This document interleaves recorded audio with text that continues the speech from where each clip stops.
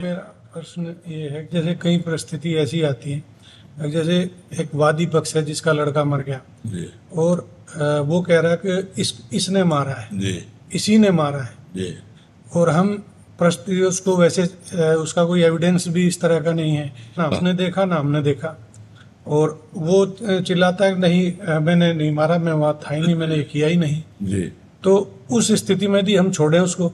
जी तो हाँ, छोड़ा जा नहीं सकता क्योंकि रिपोर्ट है हाँ, रिपोर्ट है। और पक्का पॉइंट है नहीं कि वो अपराधी है। तो वही आरोप जो अभी हाँ पुलिस ने ये कर लिया होगा, इसलिए हाँ छोड़ दिया। बिल्कुल बिल्कुल। अभी कुछ दिन पहले, अभी 3-4 दिन पहले इस तरह की एक घटना थी, 8 दिन पहले। जी तो इसी तरह का था, वो पारिवारिक मामला था। जी पर वो नहीं माने कि नहीं यही है, तो वहाँ ऐसा लगता है कि वहाँ जिम्मेवारी हमारे पे भी करना। नहीं, उस समय आपकी जिम्मेवारी, क्योंकि आप अंतर्यामी तो है नहीं। अंतर्यामी का मतलब जो पर्दे के पीछे की बात है वो तो पता है नहीं।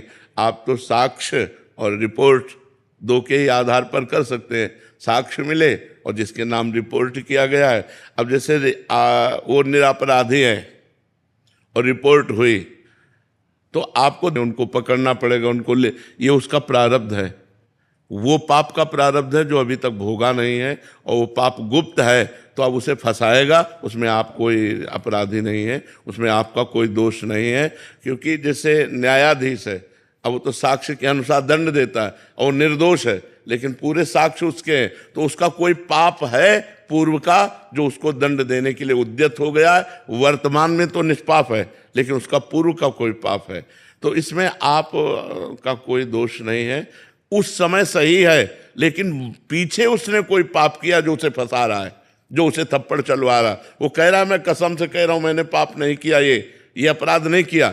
पक्का हम भी कह रहे हैं उसने नहीं किया, लेकिन उसको डंडे चलेंगे, उसको पिटना पड़ेगा तब तक जब तक उसका अपराध मोचन नहीं हो जाएगा। जो गुप्त पाप हुआ है, जिस पाप को प्रकाशित नहीं किया गया और उसका प्रायश्चित नहीं हुआ, वो पाप उसे फंसाएगा, उसे दंडा लगेंगे। और जब उसका पाप खत्म हो जाएगा तो साक्ष्य मिल जाएगा कि ये निर्दोष है और उसे छोड़ दिया है। उसमें आप दोषी नहीं हैं, क्योंकि आप रिपोर्ट और साक्ष्य के अनुसार ही पकड़ते हैं। आप कोई अंतर्यामी तो है नहीं कि हमने ध्यान किया और हमें पता चल गया ये निर्दोष है या ये दोषी है। उसके तो भगवान ही अंतर्यामी है, वही प्रेरक है। तो आप अपने साक्ष्य के अनुसार करेंगे तो उसमें कोई दोष नहीं होगा। अब इसी में आपको अर्थ दे दिया जाए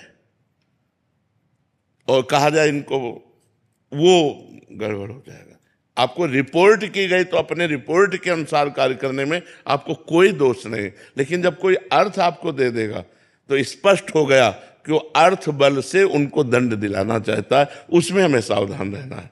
बकाया इस पर कोई आप अंतर्यामी नहीं, आपको दंड देना ही पड़ेगा। तो उसको जो निर्दोष होने पर दंड मिला, ये पूर्व का कोई पाप है, उसको भोगना पड़ेगा।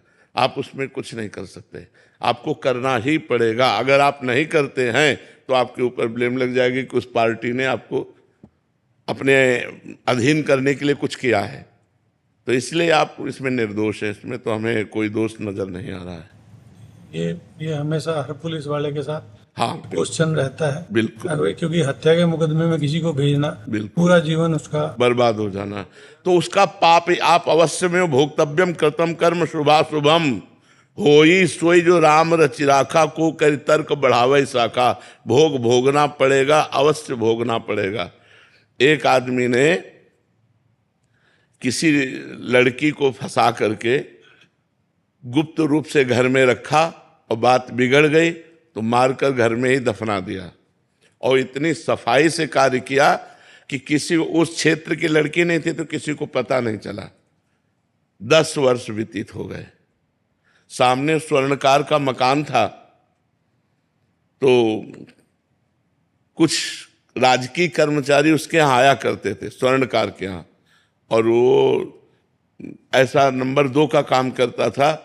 तो उनको पता चला तो कुछ फीस वो देता रहा। अब धीरे धीरे खान पान, रात्रि भर वहीं रुकना, तो उनको पता चल गया कि तिजोरी कहाँ है, पैसा कहाँ है सब। रात्रि में स्वर्णकार को मार डाला राजकीय कर्मचारियों ने, और उनका सब सामान लेकर बाक्स लेकर निकल रहे थे। तो वो आदमी लघु शंका के लिए निकला, जो 10 वर्ष पहले केस कर चुका था और कुछ नहीं, कोई नहीं जान पाया। वो निकला, उन्होंने देखा तो उनका कुछ करके आ रहे हो आप लोग, घबराए दिखाई दे, बॉक्स कहाँ से लेके आ रहे हो? उनका चुप रहो चुप रहो, हम तुमको भी इसमें से कुछ दे देंगे, तुम अपने घर जाओ। तो उनका नहीं, हम ये तुम्हें चोरी नहीं करने देंगे। तो उसने कहा हम चोरी नहीं किया, हम उसको मार के भी आ रहे हैं। अगर तुम्हें चैन से जीना है तो इसमें कुछ हिस्सा ले लो और जाओ। तो उसने कहा बिल्कुल नहीं ले सकते, हल्ला मचा रहे हैं। बोले मचाओ हल्ला। उसने हल्ला मचा दिया। हल्ला मचा दिया तो उसने उसको पकड़ लिया, हल्ला मचाने वाले को, और कहा अब भाग के कहाँ जाएगा? 10-20 लोग आ गए। बोले इसने स्वर्णकार को मार कर देखो, ये बॉक्स लेकर के जा रहा था, हम पकड़ा, ये तो हल्ला मचा। पूरा का पूरा केस उसके ऊपर डाल दिया। अब जब साक्ष्य और सब प्रमाण मिल रहे हैं तो जब जज के सामने गया, बहुत रोया और उसने कहा हृदय से कहता हूं, फांसी तो तुम्हें देना है, फांसी दे दो, आजीवन कारावास देना, आजीवन। हृदय से कहता हूं मैंने पाप नहीं किया। तो उसने कहा सच्ची बताओ, भगवान को साक्षी करके बताओ, तुमसे कोई ऐसा पाप हुआ है क्या इस जन्म में जिसका तुम्हें दंड नहीं मिला? जज ने कहा कोई ऐसा पाप हुआ है जिसका तुम्हें दंड नहीं मिला, सच्ची बताना। तो उसने हृदय से बताया कि हाँ ऐसा। तो देखो वो पाप कैसे फंसा दिया, उसको कैसे फंसा दिया, लघु शंका के लिए निकला, केस बन गया। तो कई ऐसी घटनाएं होती हैं हमारे जीवन में जिसमें वर्तमान में हम दोषी नहीं होते, लेकिन भूतकाल का किया हुआ अपराध हमको वर्तमान में फंसा के दंड देता है। इसलिए आप बिल्कुल प्रसन्न रहिए।